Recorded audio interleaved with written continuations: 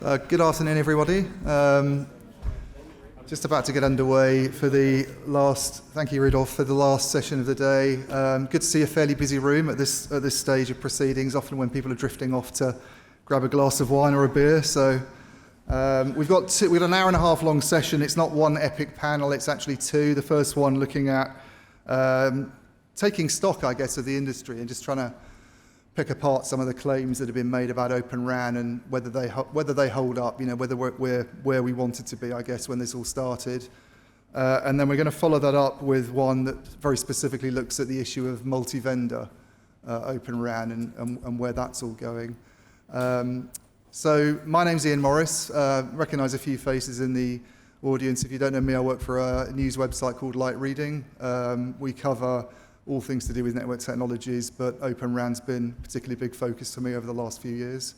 And instead of introducing the panelists myself and mangling some names, I'll let them go ahead and do that. So maybe just starting from the left, Maite, if you want to kick off. Just let us know who you are, who you worked for, and give us a bit of background, I guess, on what you've been doing. Okay. I'm Maite Aparicio. I'm working in Telefónica. I'm leading the Open RAN activities, and during the last 5 years, I'm in charge of doing many things with many of you to do the Open RAN a reality. Hi, thank you. Thank you for inviting me. I am Shamik Mishra. I'm the CTO of Connectivity in Capgemini Engineering. Capgemini is a system integrator and an engineering R&D services company. So we help our customers build their Open RAN products or RAN products. So we are working with several of you here in the room itself. We are helping you build their products as well as helping operators to get the products deployed and managed. And happy to be here. Hi everyone, Gil Hellman. I work for Wind River based in the US. Let's see, I lead the field engineering team called Solution Engineering and Architecture. Basically that engage with our customer from the early ideation phase, talking about the solution, the possibility, all the way to the initial field deployment. Specifically on Open RAN, vRAN, whatever you want to define it, since 2012, and with the first large-scale deployment in the world with Verizon, when we started in 2020 to deploy and work before it to get to the deployment. Yeah, good afternoon. My name is John Baker. I work for Mavenir. I look after business development, been leading the whole Open RAN initiative for Mavenir. I also sit on the board of the ORAN Policy Coalition in the US, and also co-chair the industry engagement group for the ORAN Alliance. So actually I sit across all of the entities, and I'm obviously a member of TIP, but really sort of they're pushing and making sure that we level the playing field for the industry in terms of openness in the marketplace. Yeah. Okay, so there's a couple of nitty-gritty things in the weeds that I'd quite like to dig into, if possible, on this panel. But maybe just starting at a broad level. I mean, it's about 5.5 years now, I think, since the ORAN Alliance was founded.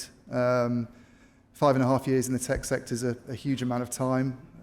Empires crumble in that amount of time. And I mean, from my perspective, I wonder if we're really where we wanted to be.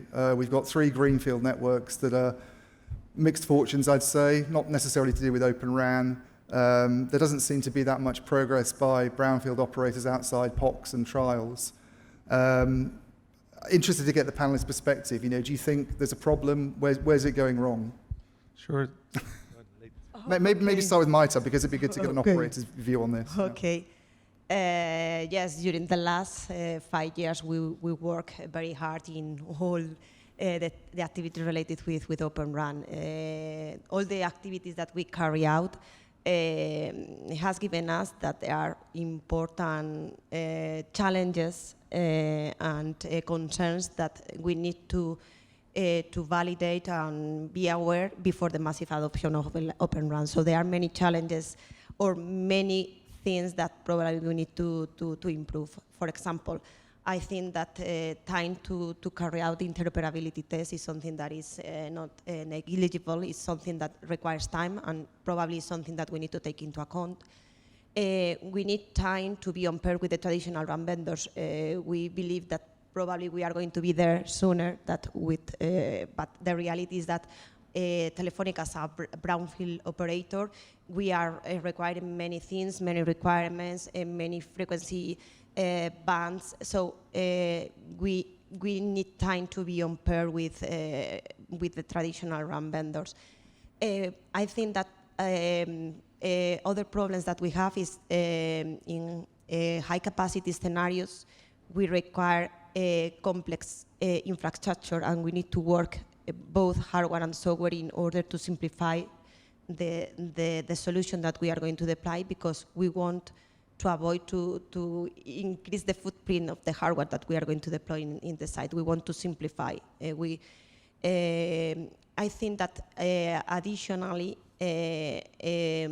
we believe that we are going to have automation, and this is something that we don't have since the day one, and probably we had expected that we are going to have this automation since the day one, and this is something that is don't happen.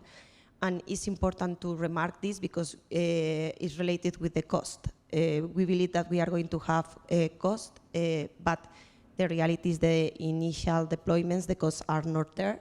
And we believe that the automation is going to bring us a cost, and the costs are not there. So this is something that we need to consider. And finally, we require as well new skills to operate and manage the network in a completely different way. So there are many things that probably are there that can explain why we are not where we want to be. And I know, Gil, you wanted to come in, but maybe just to pick on Maite a bit, you mentioned the cost issue. I mean, there was a lot of talk about cost a few years ago. It was almost the big priority, and I don't hear people mention it as much. Now, if we keep virtualization out of it, and we keep the cloud RAN and a lot of other things that people kind of conflate with Open RAN, and we're just talking about open interfaces, why should it be cheaper? Yes, that's true. So we talk about the open interfaces, that we are going to reduce the vendor locking. We are going to have more vendors, but as additionally we require extra cost, because we are going to need to deploy in the data center infrastructure that with the traditional RAN vendors we don't require, and we require as well new skills that probably initially we don't have, but we are learning, and we are skilling in some way the people in order to have. We are closing this gap, if we are completely honest, but the cost is there, and this is an important topic that we need to mention here. Gil, I don't know if you wanted to come in. I mean, you've obviously been involved in this as one of the CAS players in this area, but I mean, from your side as well, have the priorities changed? Have you seen operators wanting something else that they didn't start out looking for, or yeah? Sure. No, I don't think the priority has changed, and all of us would have liked to see it a lot faster, especially my management that asks me all the time. So when we're going to this scale, but it takes time, it's steps. I will say the biggest thing that I see in the market, it's the lack of information, of facts, that keeps people being skeptic and perceive it as a higher risk and don't want to move forward. Now the data is starting to come. So we have now a very large scale deployment with Verizon, tens of thousands for 3 years. So if you basically operate, you're on 5G network at Verizon, you are in a C-band, a narrow band, massive MIMO, okay, and it runs on Samsung, it's fully virtualized, disaggregated, okay? And it's proven to be reliable, to be working, and the KPIs are as good or better than the traditional network that they have, and the cost is at par. And we also heard today from Vodafone that they just completed their golden cluster and starting the scale deployment, that again, the KPIs are as good or better, and the price is at par. Now, of course, there is system integration learning that, call it like this investment, okay, that each one of the players in the industry is putting, but I can tell you, Vodafone basically look and reused a lot of stuff from the learning of Verizon, and then added additional, like for example, Verizon, you can look at it almost like a greenfield, because it's essentially 5G overlay, okay? The 4G, it's the traditional 4G. Vodafone, on the other hand, went and pushed it into area. They opened the front hall completely, meaning using a different radio. vendor, and also 4G and 5G. So every operator that continues and pushing more, okay, we get more information, more learning, and we get better. But I can say definitely today, it is operational at large scale. It is performing at the same cost. Yeah, I'll dig into virtualization in a little bit more, maybe pick up on that. But I mean, one of the nitty-gritty things I wanted to ask about, and it came up a bit this morning, was this topic of fragmentation. And we've had this big debate going on this year about massive MIMO and it's, whether the spec is suitable. We now seem to be in a situation where there's the original 7.2x that maybe isn't good enough.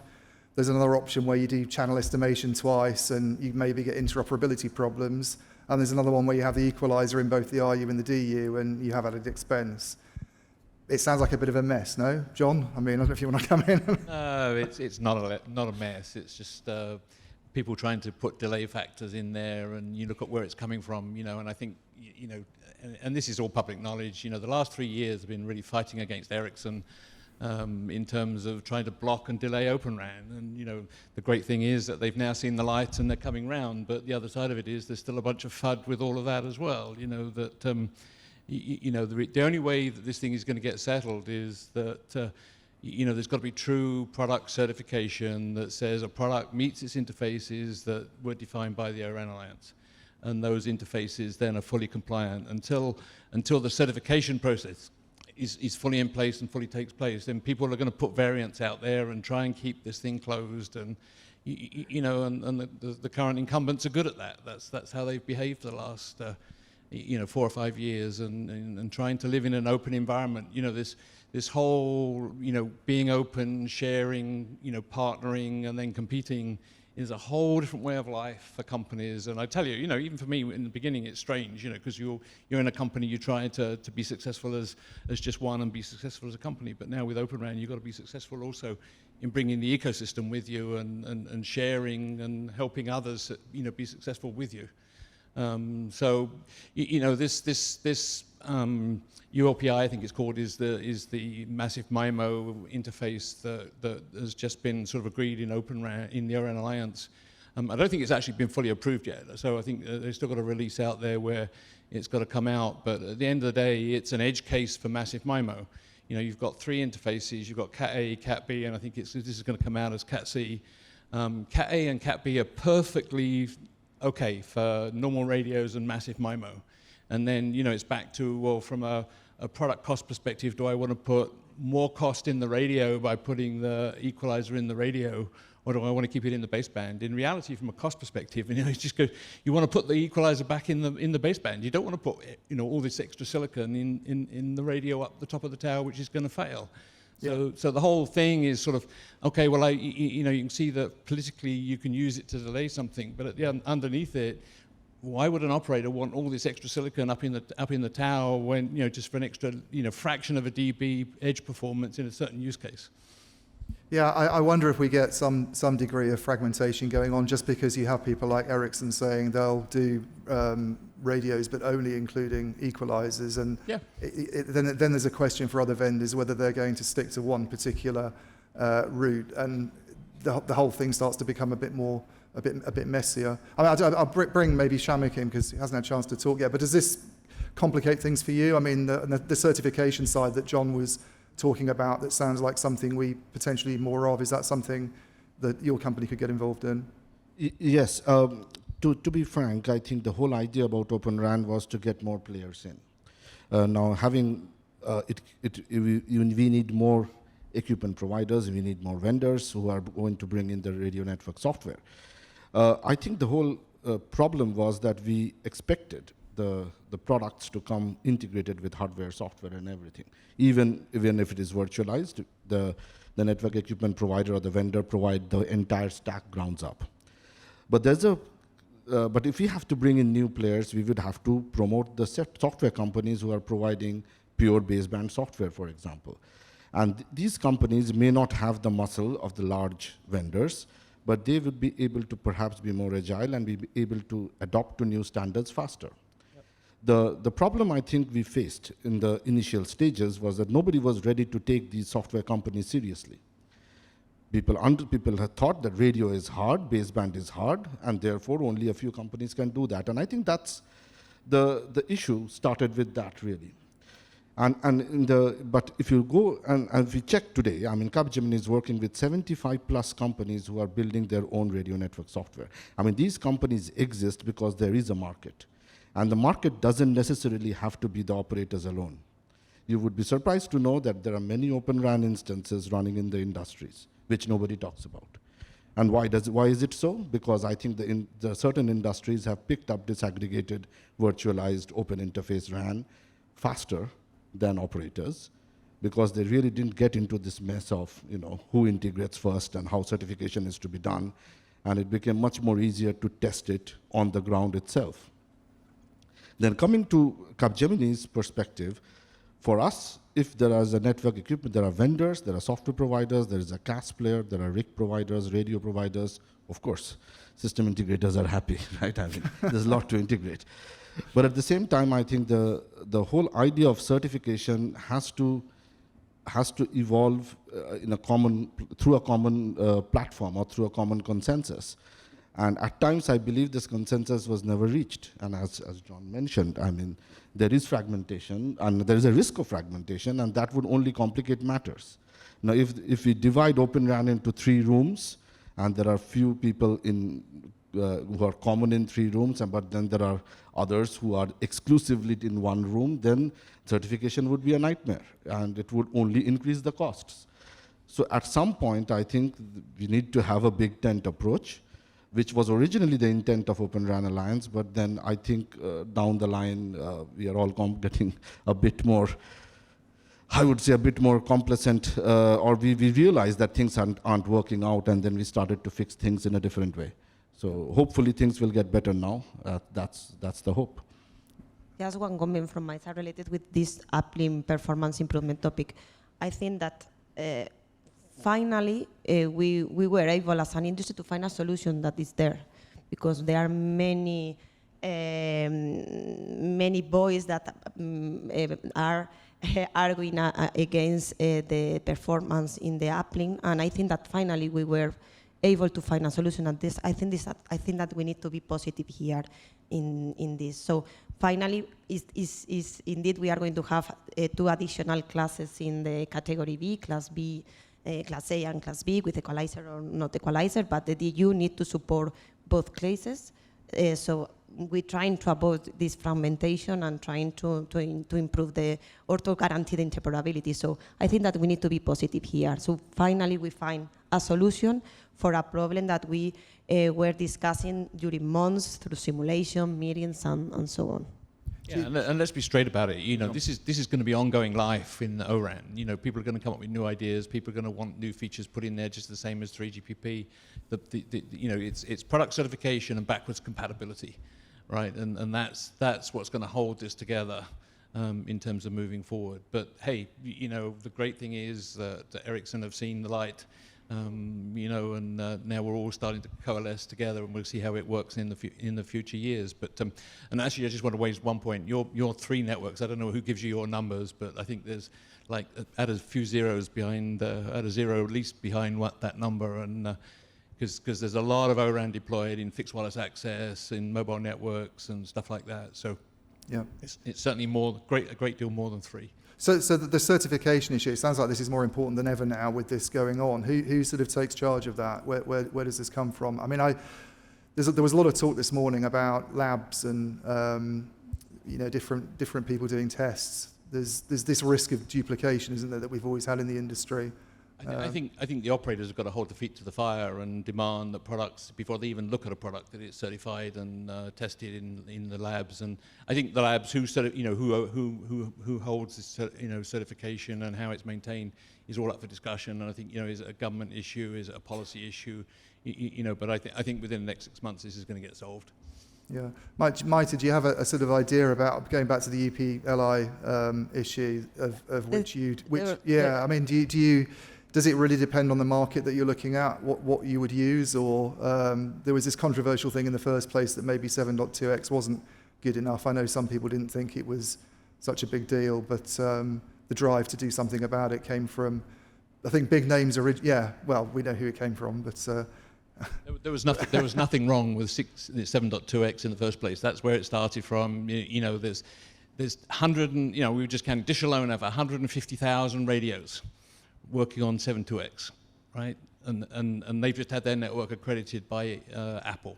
And so there's a quality metrics for it. Does it depend whether you have fibre in the ground? Is that the big? No. Fiber's all about whether you're going to centralize the DU or put it at the cell site, and that's fiber's not an issue. Okay, so maybe just moving it on a bit and going back to the topic of virtualization. Where on that front, building a virtual RAN, where would the cost savings come from here? Again, there was a lot of noise made 5.5 years ago about, and some fairly big percentages I think put out on what companies could save. Do those numbers still sound realistic? Maybe again starting with Maite on the telco side. Okay. I think that I mentioned the problem of the cost at the beginning of the session, and we continue thinking that the open RAN solution is more cost efficient than the traditional RAN vendors. There are some essentials that are there that can explain this position. Due to the vendor, the open interfaces, we are going to reduce the vendor lock-in. We are going to have an increased ecosystem, but related with the virtualization and the more related with the telco cloud, I think that the automation is going to be there, and I think that the benefits in the cost is due to automation.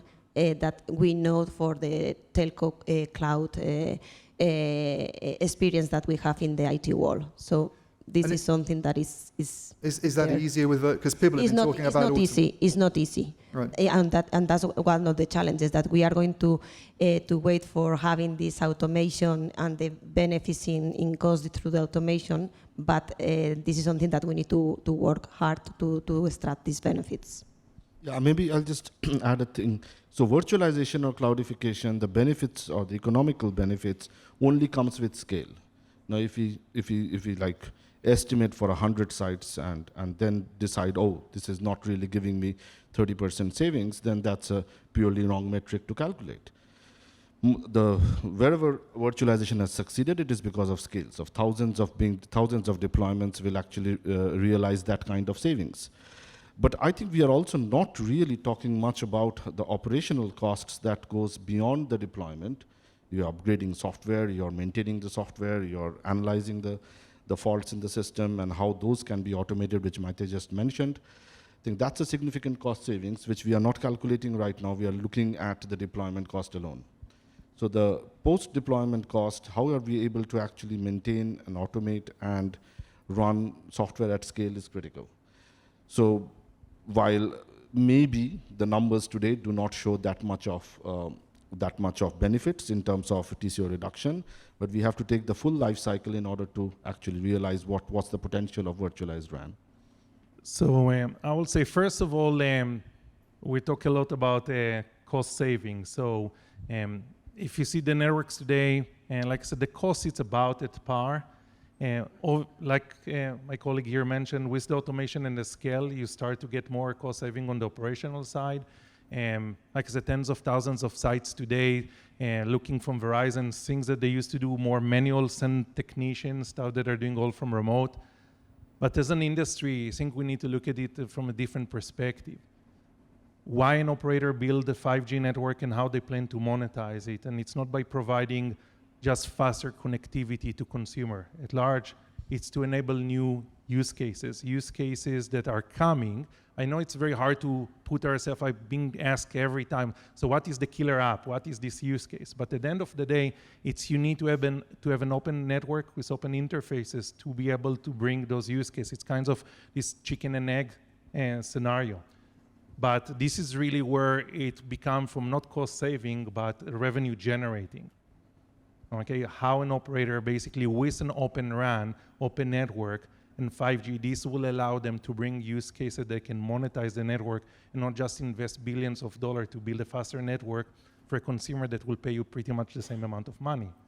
But where would the costs actually be saved? I mean, what one issue I've heard raised recently was a tier one telco saying, there's a CTO actually complaining that his operations team want to put in 2 servers at each site where they would previously have had one appliance for redundancy reasons. And then all of a sudden you end up with a huge TCO issue and the business case is ruined. So I think they're looking at it in the wrong perspective, because if you look at the traditional RAN, they have one baseband unit in the site and they do already overlay. There's no redundancy. So yeah, there is no redundancy. So why would you put, and if you don't have the whole mid-haul and backhaul fully redundant, also from the cell side up, then why would you do 2 servers? Yeah.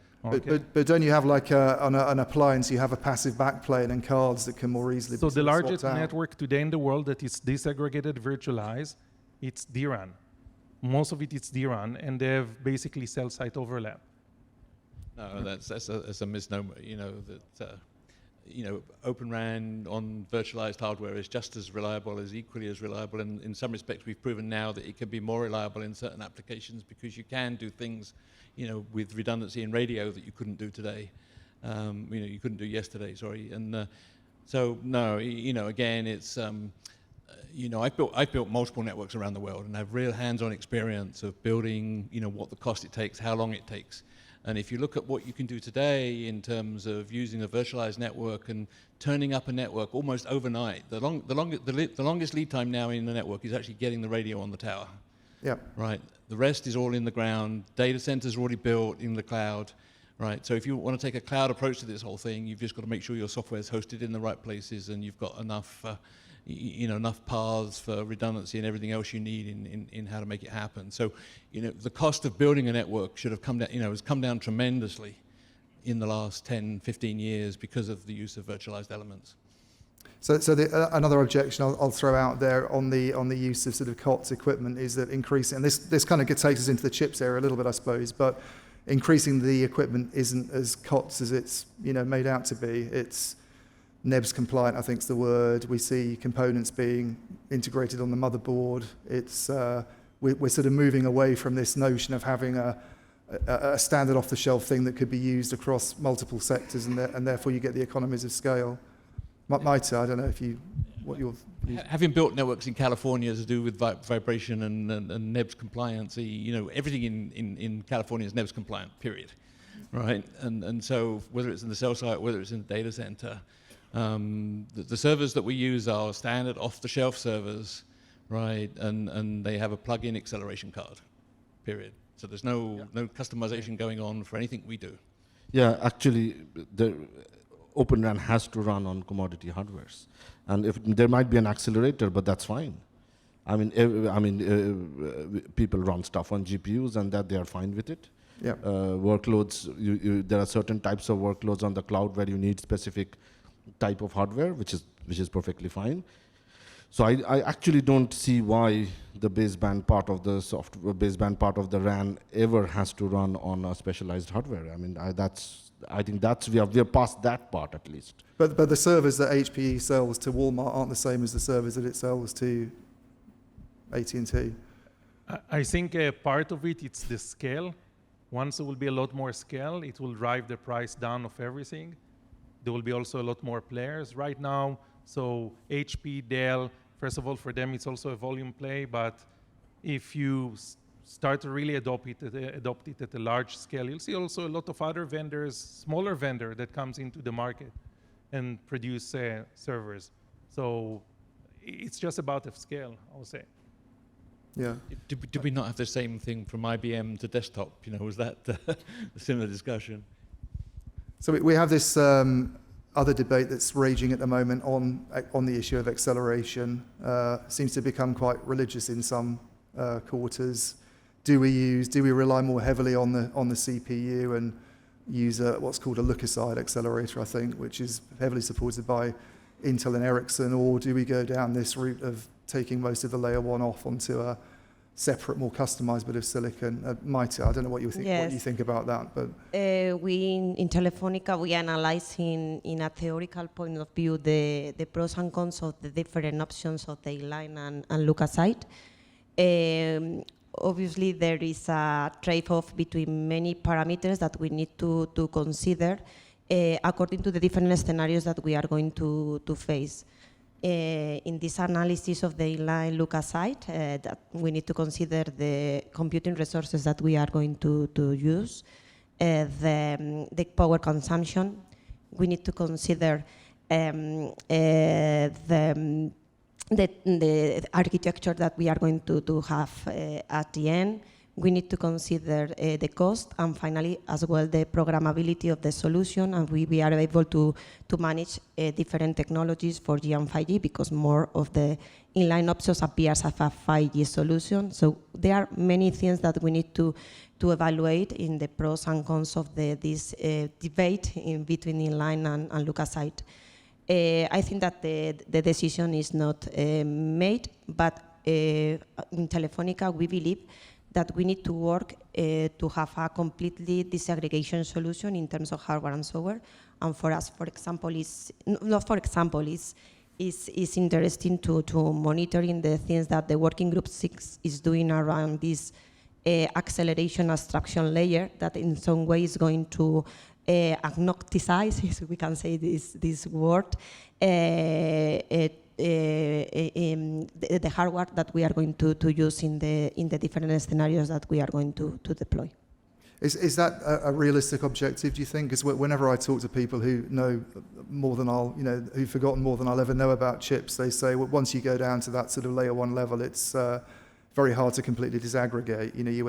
You're coding more closely to the hardware platform that you're on. And I know that we've had this abstraction idea circulating for a while, but yes, but I think it's indeed in this open RAN world we are looking for this hardware and software disaggregation since the beginning. But now I think that especially in this topic related with acceleration, I think that we need to take a look to this concept. I'm trying to avoid to have this debate around this Luca site inline. I think that we need to work for this real abstraction. It's not an easy thing. Probably it's going to take time, but probably something that we need to push and monitor and see if finally we can find a solution that allow us to eliminate this debate in the ecosystem. And too soon to say anything about the sort of energy efficiency side of it at the moment, is it? At this point in time, I think we are analyzing. We are working with with a chipset provider, with Intel, AMD. We are talking as well with NIC cards. We are talking with software providers. And at this point in time, as I mentioned, there are many variables and parameters that we need to put all together in the balance, considering the different scenarios in order to take the proper decision around this topic. So I'll come to you, Gil. I was going to ask you something, but just I know John's trying to speak, and from a software developer's perspective, does it make things harder for you, this notion of needing to support 2 tracks? No, and I think, again, this is an area of noise that was put in the marketplace about inline look aside. For me, it's a debate that probably we need to avoid. That's the reason that I mentioned that probably we need to try to work in this abstraction. But you come back to the principles of Open RAN. It's about open and interoperable interfaces along the horizontal plane of a network, right? There's no definition, or there's been no attempt to define the interfaces or the design of a product. That's where innovation creeps in, right? At the end of the day, the whole accelerator card is going to disappear. Right, so and people are going to come along and innovate, with different solutions of how to make a more cost-effective server.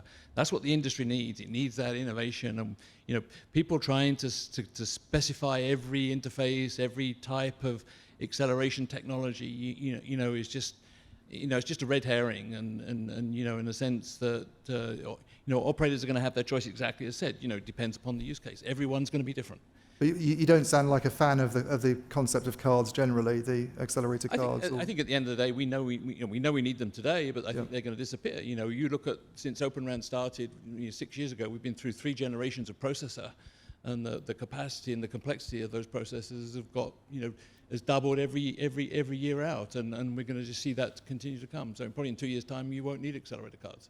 Gil, does it make it harder for you? I know one of the arguments that Intel throws in, because they're quite closely aligned with the Luca side of things, and against the use of cards, is that you're essentially not virtualizing once you put your layer 1 on a bit of customized silicon, and Yeah. So I look at it from few angles. First of all, progress is done in steps, not everything at once. If you try to boil the ocean, you're not going to get anywhere.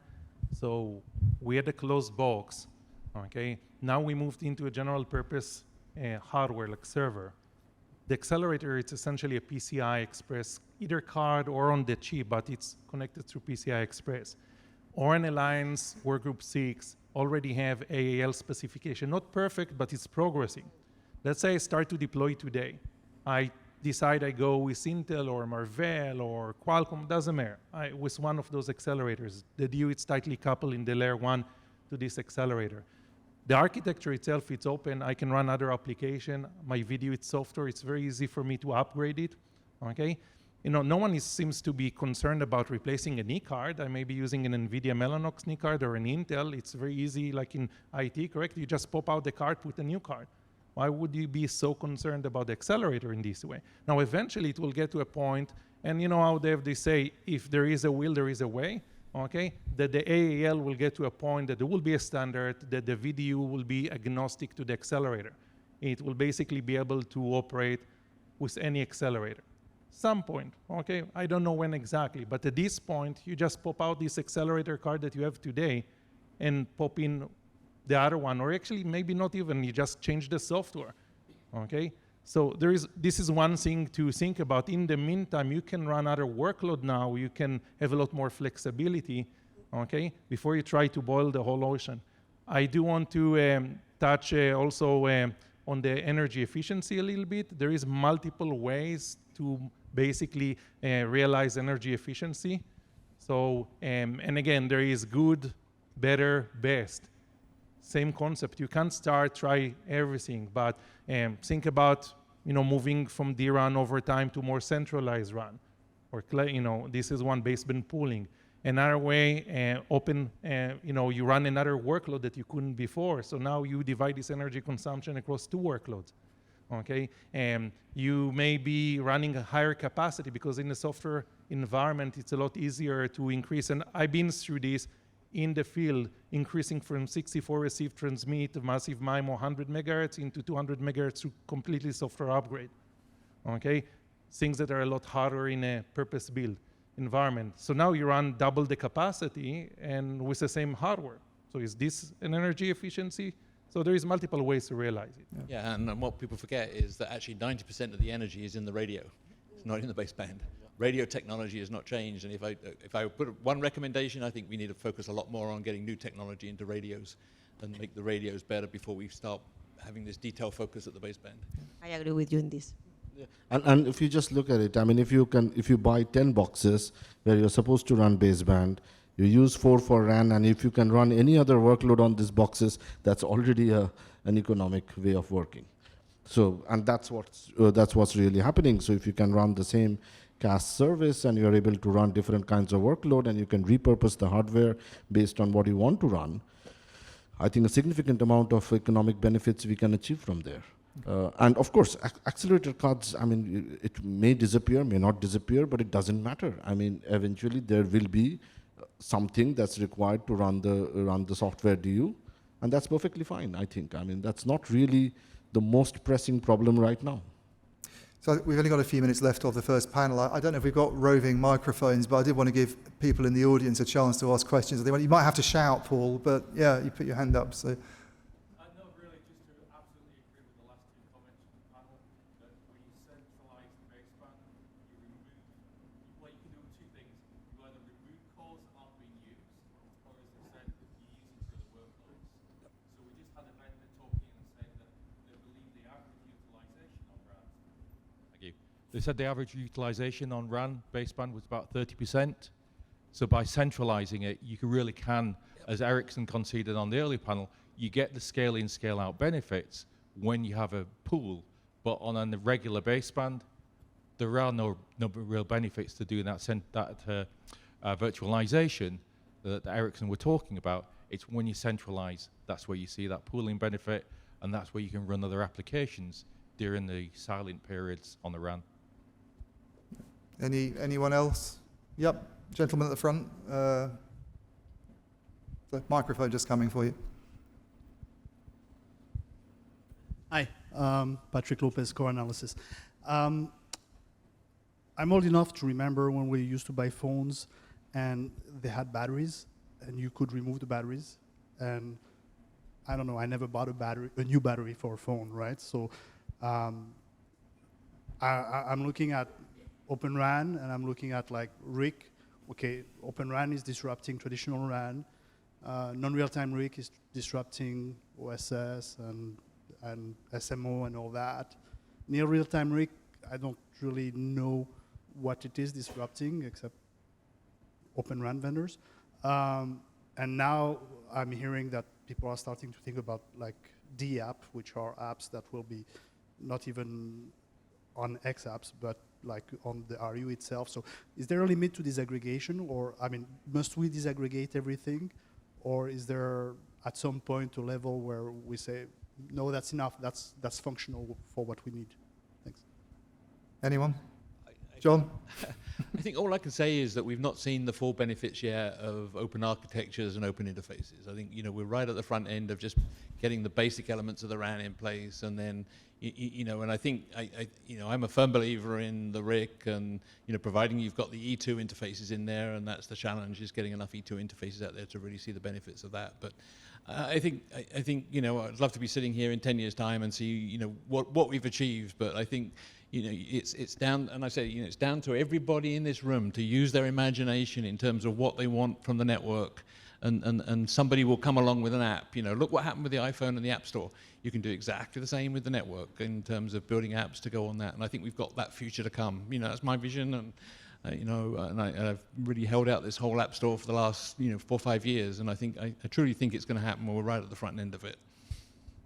Is that one of the challenges? I mean, the interesting point made earlier, I think, by Maria Lemmer on stage about the developers for RIC apps being the vendors themselves rather than maybe the community that you want to get engaged with this. What needs to happen to improve? Yeah, I think the RIC is the closest we can get in RAN being opened up for the developers in general, right? And of course, that's not easy because not everybody understands what RAN is all about. So first of all, I think the RIC gives us an opportunity to the RAN community to simplify and make RAN more explainable to application developers who can perhaps leverage RAN to build something new. Now remember, I mean, the best of the consumption of internet has happened in industries outside the telecom industry, right? The best ways of how internet is consumed or how network is consumed, we have seen that outside the network industry. So similarly, I think we are underestimating the power of RIC. So if we are able to define well that this is what is RIC supposed to do, these are the interfaces through which you can consume some RAN elements, I think we may just see a developer ecosystem developing who are able to bring new innovative applications. But for that, we need to be open enough to be able to attract that developer ecosystem. I think as of today, the RIC ecosystem is such that you will find the vendors are developing the apps itself. They are also developing the DU. They are also developing the RIC. They are also developing the R apps. So that is great, but that's not really opening up the ecosystem further for the developers. And that's the way forward, in my opinion. Yeah, just another snippet of information. Putting the equalizer on the massive MIMO radio works against having the RIC and getting the full benefit of the RIC in the network, because getting access to the equalizer through the RIC, and you need that on the baseband processing. You don't need it up in the radio where you've got to pipe all this information. So this move of putting the equalizer on the radio is just a step backwards in you know, what you can get out of the network. Yeah, well, we can carry on arguing about equalizers, I think, for a few more months at least. But yeah, running out of time on the first panel, so I'll a round of applause, please, for the panelists, I think, and we'll swap out.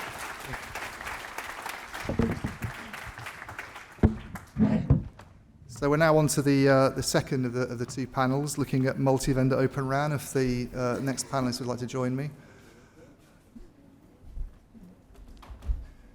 Any order's good.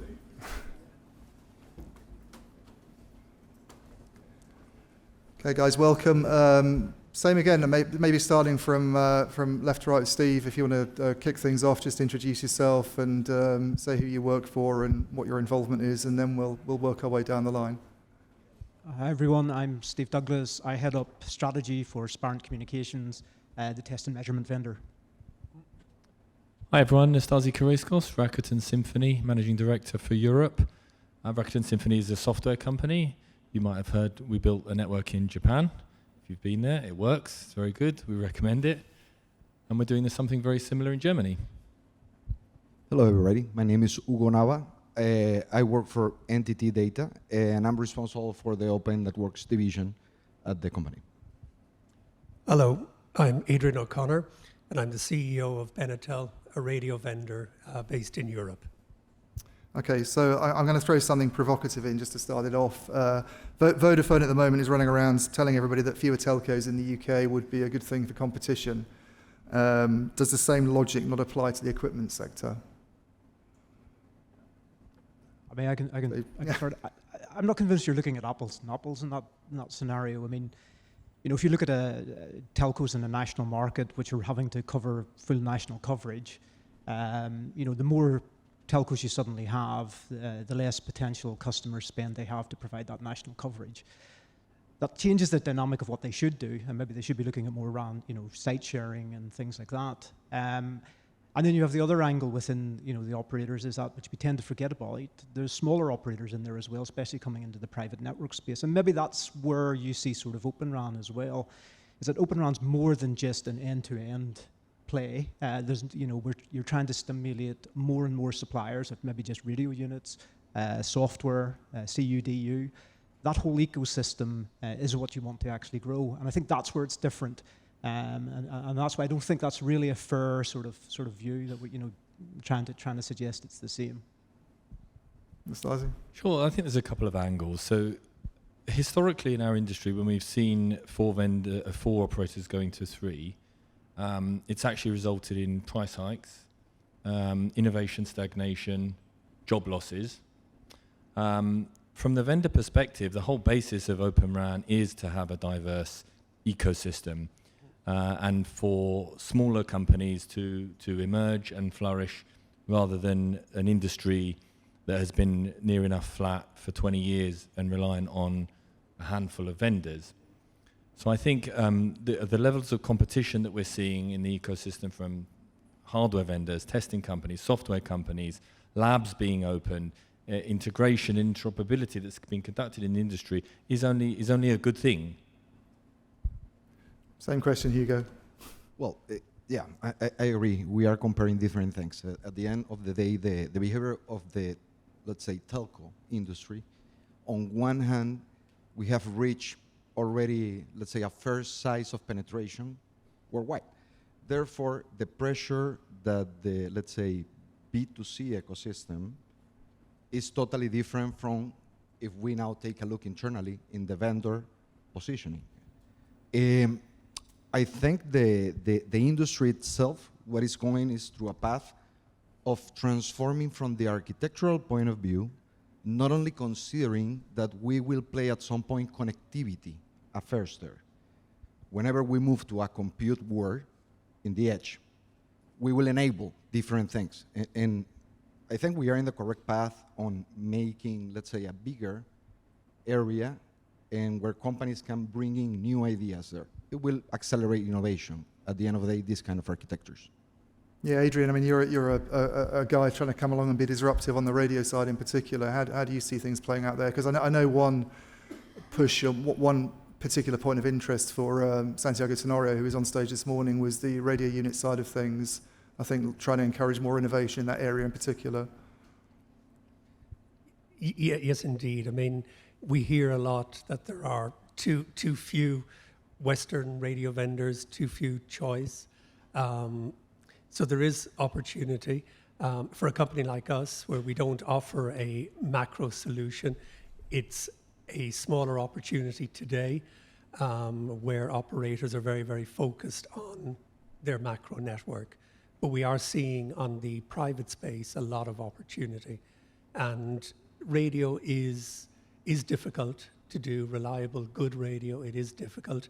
The standard is clear, but bringing a good radio with the right features has its own challenges. Do you think it's realistic to expect there to be a lot of radio competition at the kind of macro level? I mean, the figures were thrown out earlier, I think, about how much the incumbents are spending each year on R&D for smaller companies to come along and challenge that is incredibly difficult, isn't it?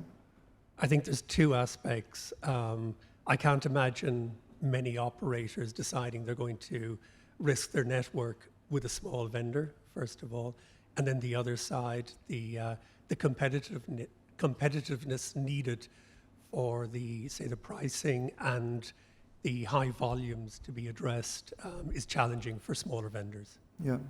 So, I mean, just on the whole topic of multi-vendor, having more people in the mix, working in a situation where you would have gone with Ericsson in the past, and now you're bringing more people into the mix. Just to quote Neil McRae, Neil was formerly chief architect at BT. I don't think he'll be here this week, but he made a very interesting comment a couple of years ago, I think, about when you increase the number of vendors, it usually adds cost. Is he wrong? Stephen, maybe? It's not. I think sometimes in the short term he's right, but I think when you look at the economy of scale, he's probably wrong.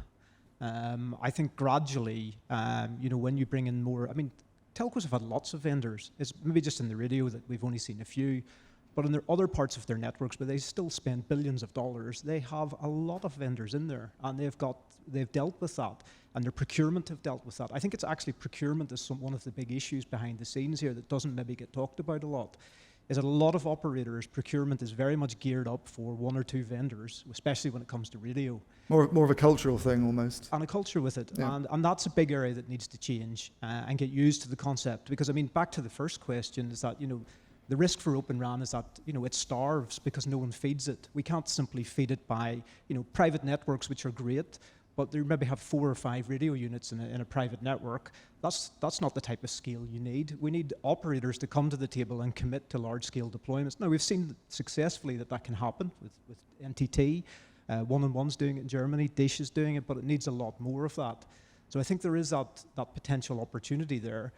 I think the risk is that what happens is that what you do see is you see these ecosystems starting to appear where you've got sort of standardized, pre-integrated packages, which is, it maybe is not a bad thing, and you have a limited set of them, and that's why the market feels like it's slightly going at the moment, and I think that is a bit of a risk. So I do think, there is an emphasis on a lot of the operators. There was good noises this morning.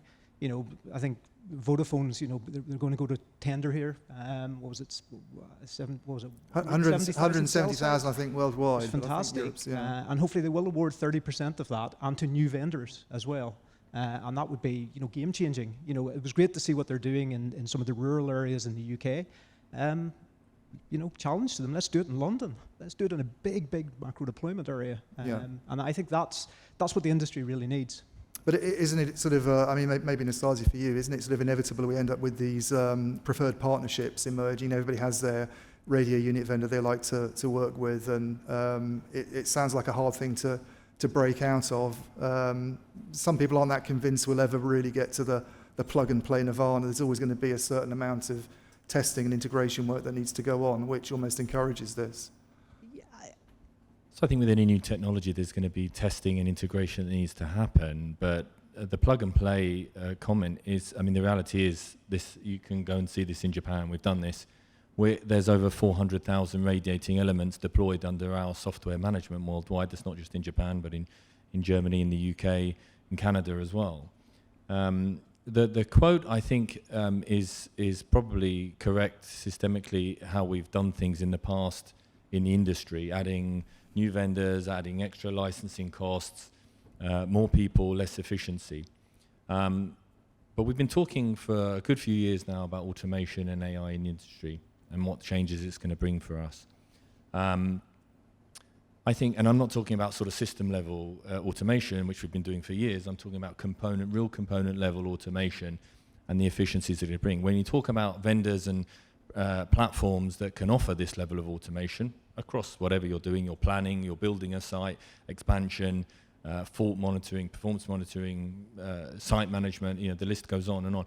Then there's real savings that the operators can make. Yeah. both in terms of their energy consumption, which we've heard a lot about today, and we talk a lot about as an industry, but also in the commercial savings that that money can then be reappointed towards further innovations instead of being spent on maintaining the status quo. What about specialists? I mean, maybe it's not appropriate for Rakuten Symphony these days, but a smaller company trying to work directly with an operator, is that realistic to think that can happen? Do they always have to go through a bigger partner? And how, I suppose, how do they stand up against a company that, I mean, if you buy your radio units and you DU software from Samsung, you probably get a better per unit deal than if you're just taking one or the other from them. So we've heard a lot about scale, and scale being a real challenge for us, and we've seen this, over the last few years, maybe a reluctance for some of the brownfields, particularly, to sort of, roll out Open RAN at large scale. But this is coming. You can see the green shoots now.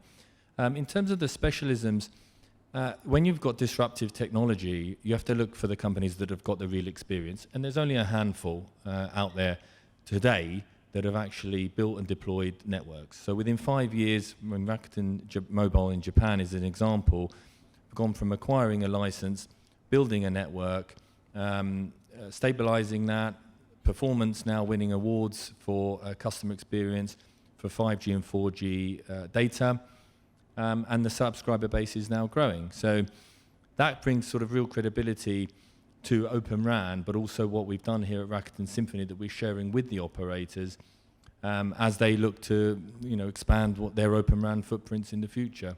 Yeah. Adrian, I think you wanted to make a point. Yeah. Yeah, I don't think it's maybe as black and white. I mean, the reality that power frequency combinations, very, very difficult for even large vendors to bring every single variation. I mean, we as a company have had opportunities because we had the right band frequency and power combination for certain opportunities. And I think that's going to continue to exist because it's not possible to bring every single radio that could be needed anywhere around the world.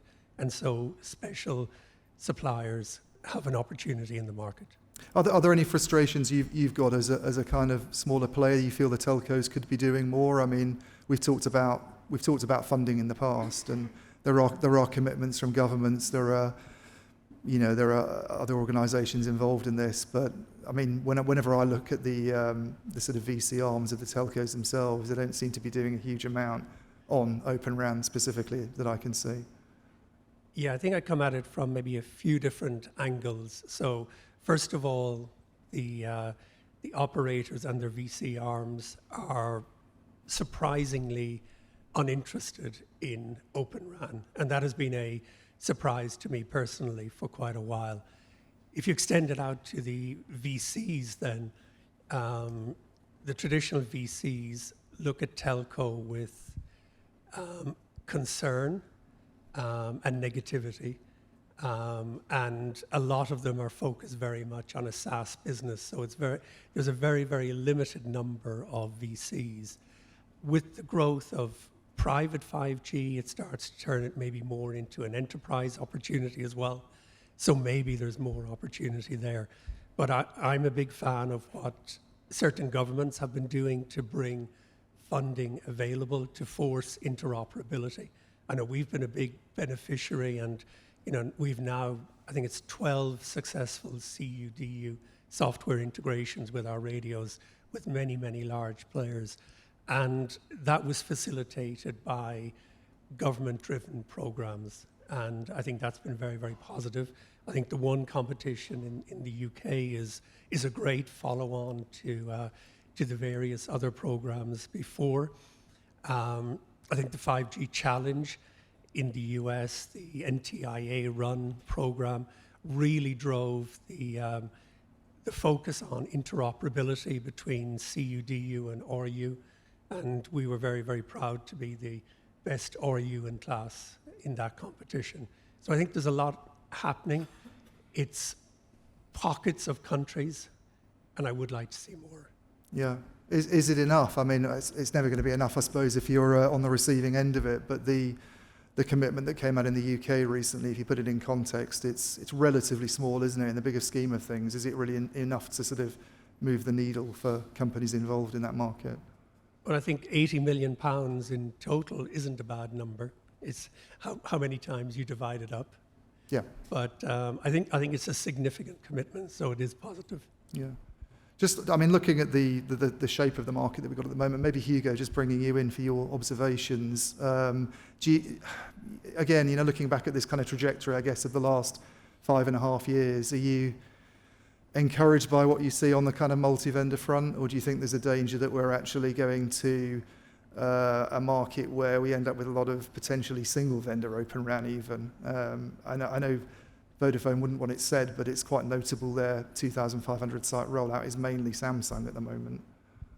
Well, I mean, how many speakers you have had here in the panel today? I mean, this is a, let's say, wide range of companies that are betting on this. And honestly speaking, I mean, we have been spending, not only in the panels, but in main stage sessions today, how many companies are there? All of us, we are betting on open and disaggregated networks. We are betting on Open RAN itself. And I think that the community effort and our colleagues we were just mentioning a couple of minutes now is they have been able to open the information, share among the industry players. And at the end of the day, I don't see a sole vendor in this one, not even a sole vendor in each one of the different domains of the disaggregated network. We will need to work all together. We will need to learn. And yeah, I think in the long run, this effort will succeed. And not only in one company, I think in plenty of companies coming together into this one. Do we have a sense of how many companies is ideal? I mean, if we break down, we look at the different sort of subsectors of the market, is there an optimum number that we want in each area? I mean, it's not a growing market, obviously. In the past, it consolidated down to a handful of players. There are people who say maybe this effort is futile. At the end of the day, we might just end up back with 3 or 4 vendors or a limited number in each domain, perhaps. I think right now there are plenty of companies. I wouldn't dare to say a number specifically, Iain. Though the reality is, since it's disaggregated, there is hardware, there is software, there is orchestration. I mean, earlier today in the first panel, even they say, okay, the responsibility of making this work in terms of profitability, it's in the automation layer. So I see plenty of companies. Some of them will decide on sticking into some specific areas, but we will need them all at the end of the day to make the full ecosystem work. I don't see a specific player in each one of the layers in short term. I don't see a small quantity of companies. I think we will need the effort of tons of companies to come together, and the market is huge. I mean, we have been talking maybe from the tier 1 point of views. This will continue to evolve. Tier 2s will come into play. Even today, we have tier 2s already adopting this kind of technologies. Therefore, there will be big companies, such as Entity Data, that at some point can have the capacity to integrate the entire stack, but in a smaller scale operations, you will need other kind of integrators, other kind of profiles in the companies. Go on, Stephen. And just to add this, I mean, personally, I don't think it should make a difference whether it's a single vendor or a multi-vendor, as long as they all support the open interface and they're all certified. Then it's really a market decision. It's up to a service provider to make a decision whether they want a single vendor or they want to go multi-vendor, and then that will dictate how the market will gradually evolve.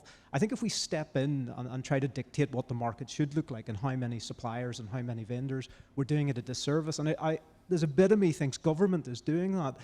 You know, it's great that there is money there, but if we become dependent that it's simply a crutch, then that's not the right approach. We should be asking ourselves, why isn't the VC community coming to the table? Why are enough service providers willing to invest at this stage, rather than simply using it as as the crutch? And we should be trying to stimulate the broader ecosystems around the RIC. You know, there's a lot of discussions around that. I think, in one of the conversations this morning, I think I heard. I think it was from Weaver Labs. They were talking about at this stage it's very, very difficult for them to actually create an ecosystem above that. because there isn't enough standardization or that the RIC isn't open enough for them yet. I think that's doing us a disservice. But I mean, to go back to that point, as long as the vendors support the open interfaces, are certified against it, then it's a market choice. And I think the market will then dictate what it's going to look like over the next number of years. Yeah, the geopolitics is interesting, isn't it? Because governments have weighed in with various intentions, and obviously a lot of this was driven by the Huawei swap out originally. But I don't know whether it's necessarily a positive thing. The funding's good, but mandates don't sound so good in my view. I don't know, Nastasi, what you think of that. But the UK being a particularly active sort of player in this regard, I think. Well, I think using the UK as an example, then when they realised that there was after in a sort of post-Huawei world, that there was very limited diversity in the ecosystem and things had to change. I think they've been very supportive of Open RAN. The 80 million is only part of a 250 million pound of funding supporting the development of this ecosystem.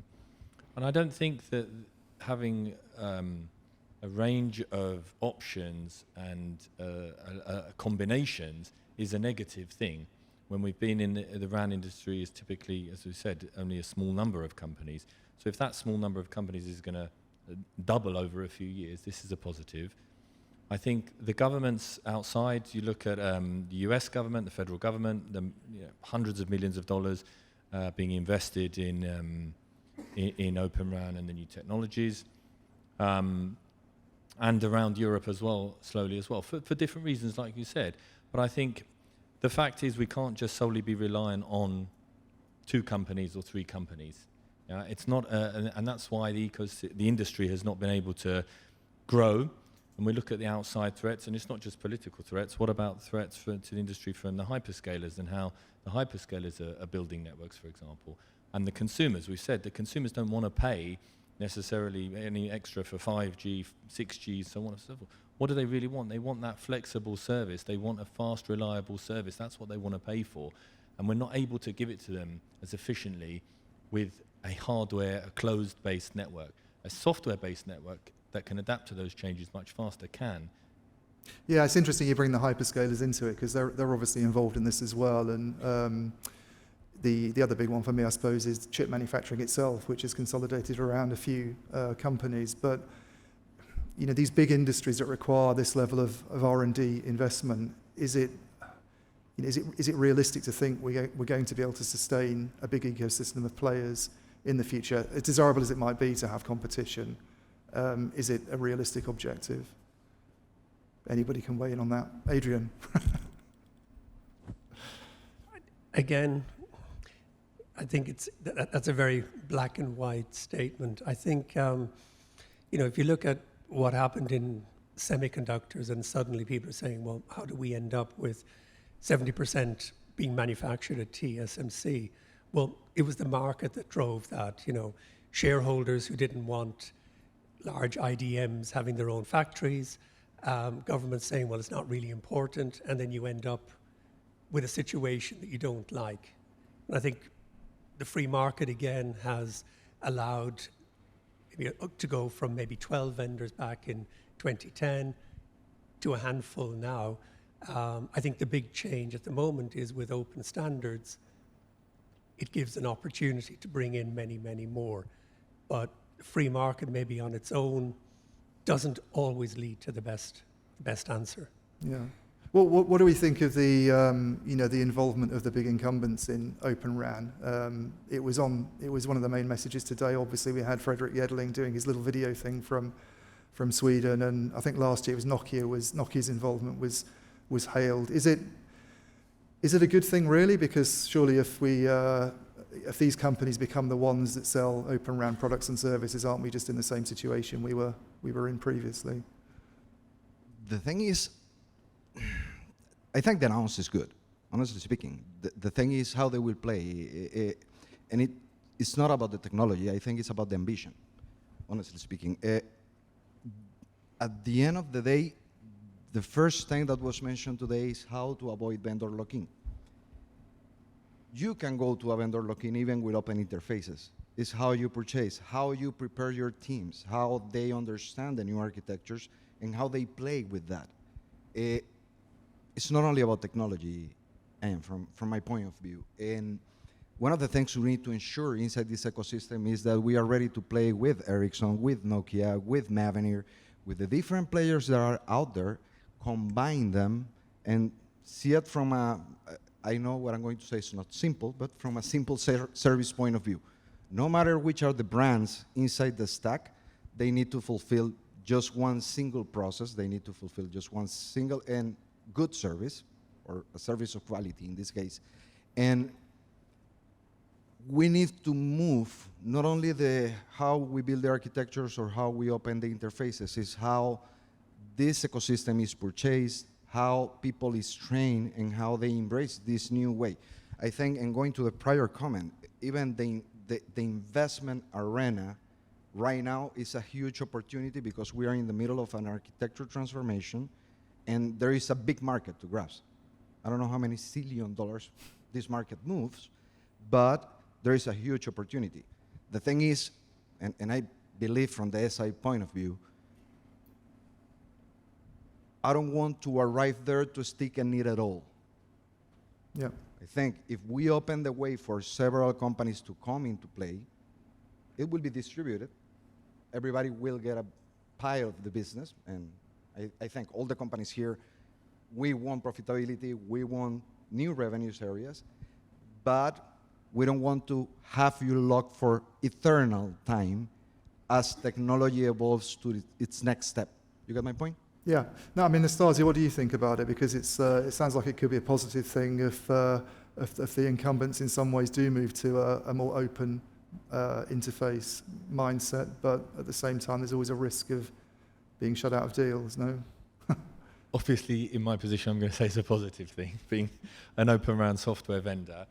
I wanted to just go back to the point about the combinations and how all of these different options in vendors in this ecosystem, and more companies coming in, more and more labs, testing companies, integration companies. As I said, that it's a negative thing.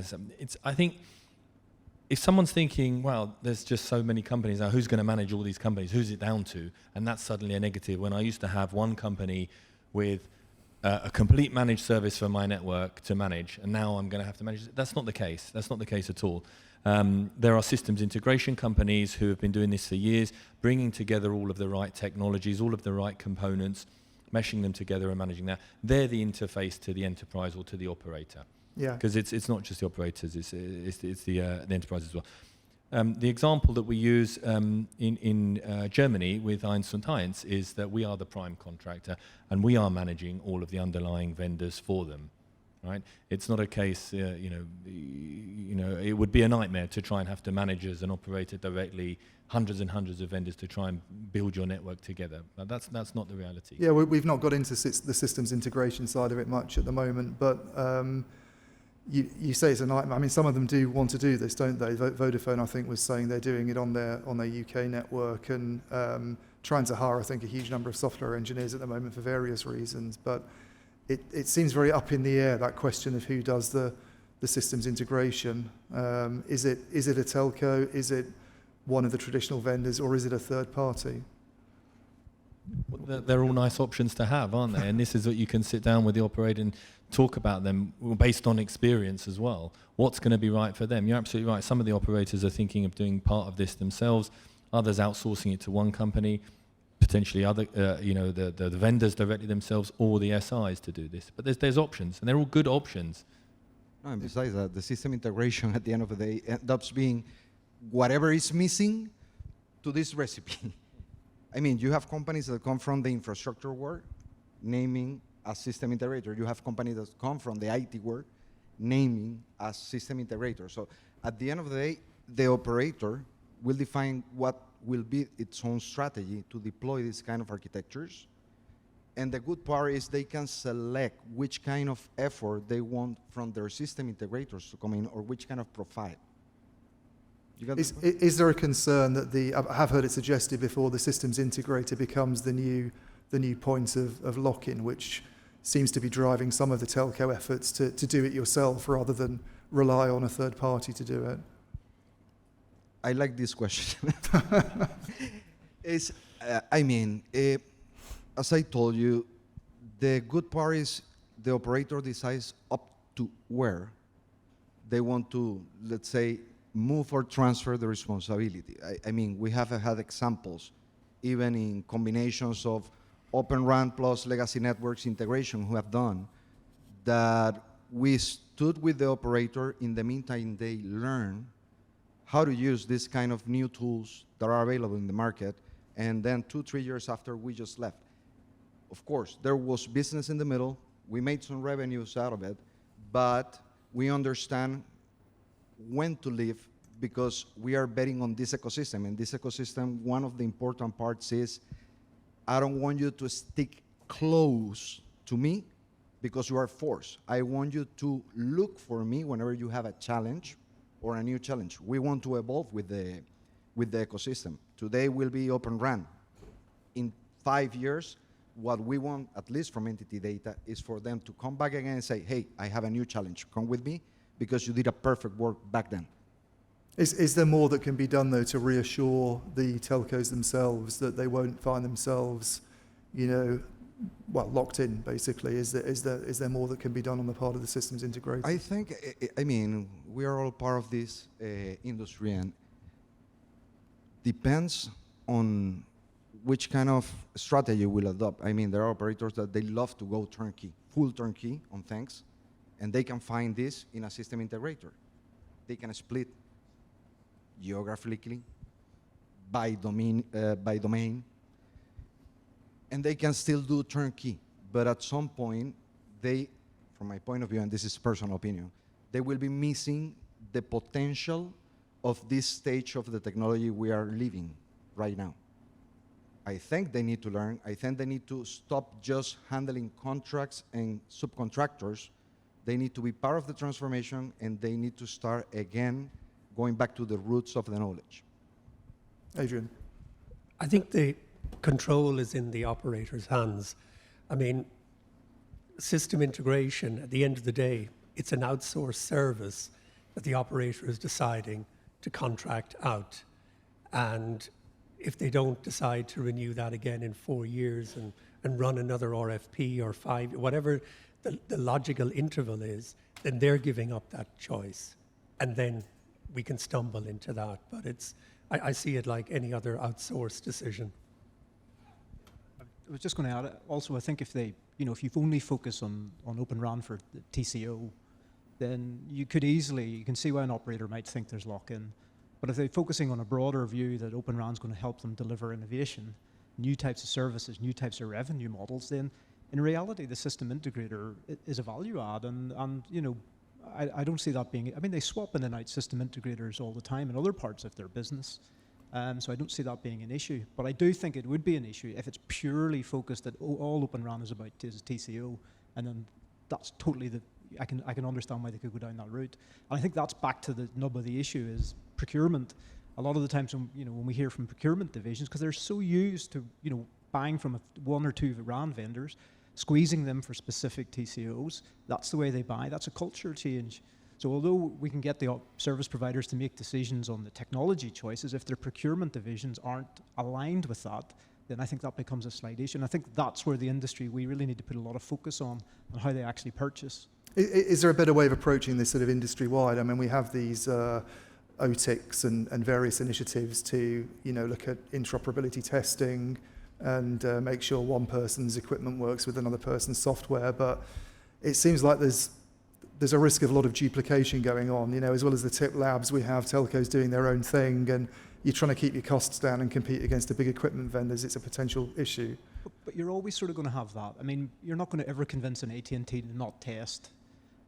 What you can convince them to do is they don't need to necessarily do the full range of testing that could be done in the OTIC labs, that you get to a point where it arrives what an Ericsson or a Nokia would have done in their own investment. But even when you brought Ericsson and Nokia into their environments, there was still lots of issues that had to be retested. They weren't perfect.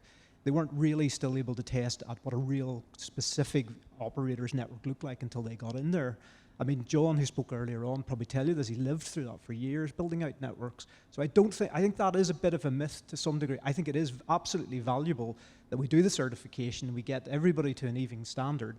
But I don't think for the bigger telcos that you'll ever really replace their labs that they'll do, because they'll still want to go through that final carrier acceptance, the security testing that they need to do. Especially as you start bringing in more and more features. If we do open up with, say, in the future with AI coming into it, I simply can't imagine that they'll not want to test that before they put it into a commercial network. Interested to get your view on that, Nastasi, because you've obviously got your own testing facility, but you're involved in various government things that are going on. Is it a different approach with one from the other? Yeah, absolutely. Various things with the governments. Let me put some light onto that first. So, we have had a lot of support from here in Europe, from the UK government, and also some funding from the Japanese government to open a lab in Germany and in the UK. Those labs are there for testing. We do testing there before deploying into the field with our customers.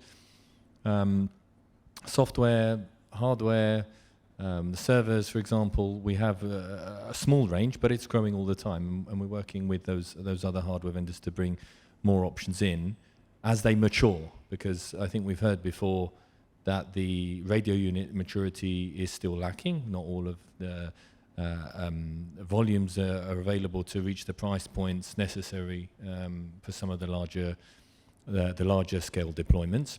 So I think there's still a level of maturity that needs to happen there. I think what I see as a positive with some of the labs is with some of the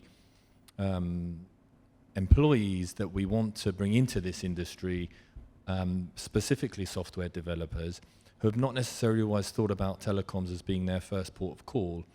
I think I read in the last couple of years we've lost something globally like nearly 500,000 people from the industry. Right?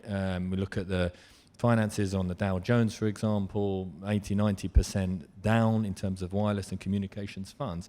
So how are we going to attract those individuals to the telecoms industry instead of thinking, well, this isn't sexy enough for me to go in? And I think having labs and the testing facilities is a great way. I know we work very closely with the University of Surrey, who've also got funding from the UK government to encourage some of the younger individuals to come in and play with some of the equipment.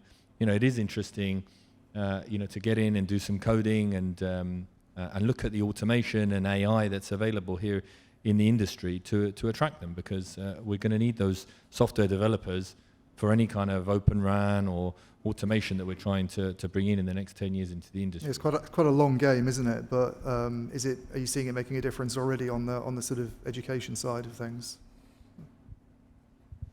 Actually, I think yes. A couple of weeks ago, I was in a meeting with government officials in the regulator area, and these questions were brought in. I mean, how can we support the ecosystem to grow? And one of the main conclusions, and there were many partners there, we were with Mavenir, NEC, different companies, it was education is the key to accelerate this kind of discussion. I mean, we rely heavily right now on software profiles to change this industry. And I agree with you. We are not now appealing or attractive enough. We have lost something in the past years that we need to take to another level, how we can bring the correct people, or even how can we change the mindset of the people that is currently living in this industry. And that is based on education. And I think, yes, governments can actually support this line. Private companies can actually support this line as well.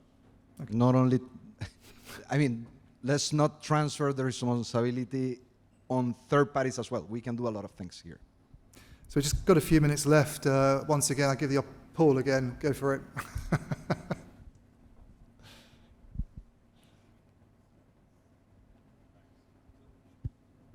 Begin. Okay. So just listening to the comments about the role of SIs, particularly in the telco cloud space, should we even be looking at RAN transformation in isolation, or shouldn't we be looking at network transformation? So for example, Vodafone have Ericsson standalone 5G cloud running on Dell hardware. Dell, who are also providing infrastructure for Vodafone's RAN network. So when we talk about multiple vendors, they're the same vendor. Is that aimed at anyone in particular, Paul? Or? I think all of them, because they raise different issues about the role of an SI. An SI has a wider angle view, perhaps. Yeah.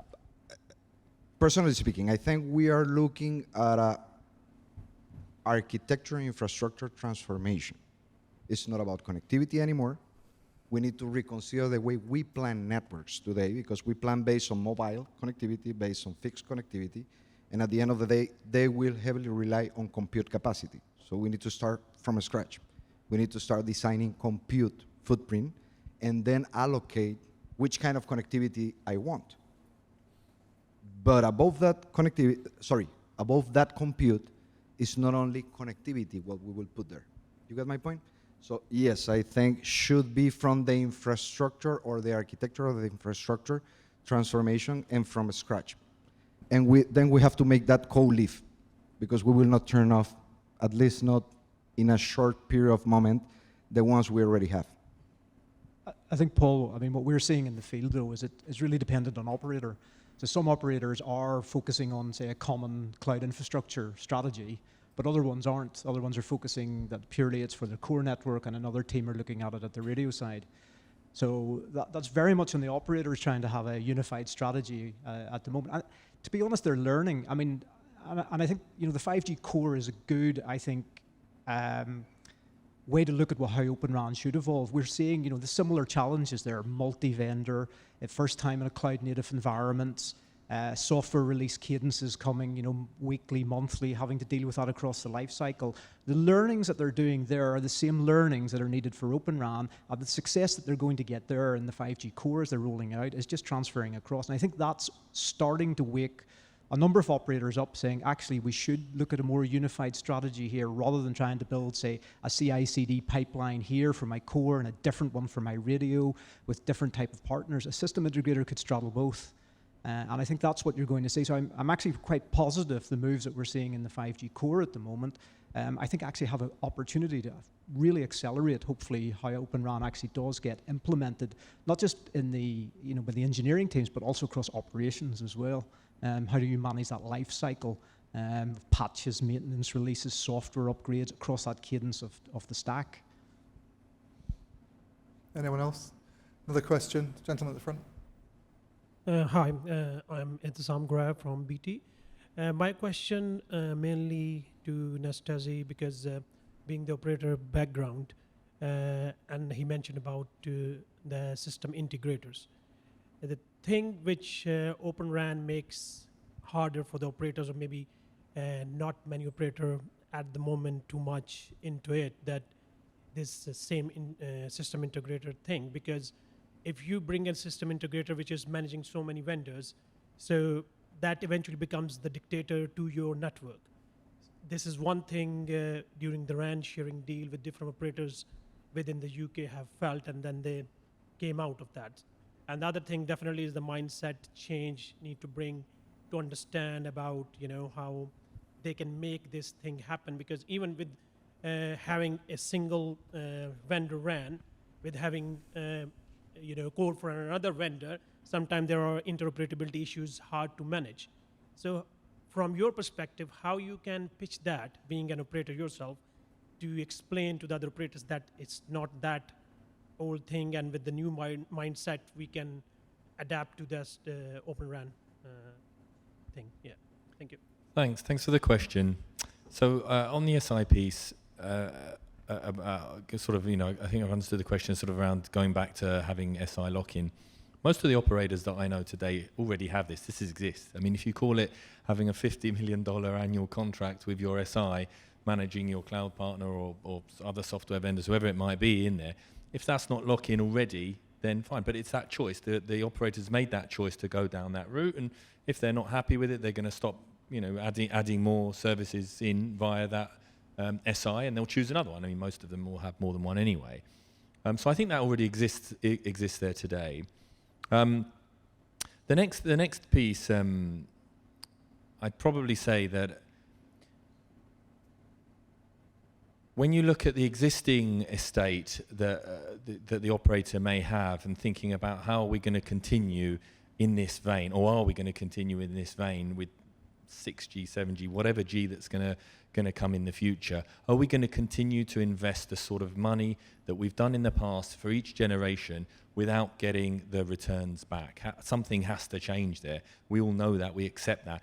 And I think Open RAN, the software, the technology, well, the vision at least, is that with each generational release, we won't have to have the reliance on hardware to have to swap all of the equipment out, or so much of the equipment out every time, which is adding in so much of the cost. If you've got a software-based network, those generational releases become much, much easier, much faster, much more cost-effective, to the point that, yes, there's maybe some antennas that need changing, but all of the cabinet changes and the swaps, they become less and less important there.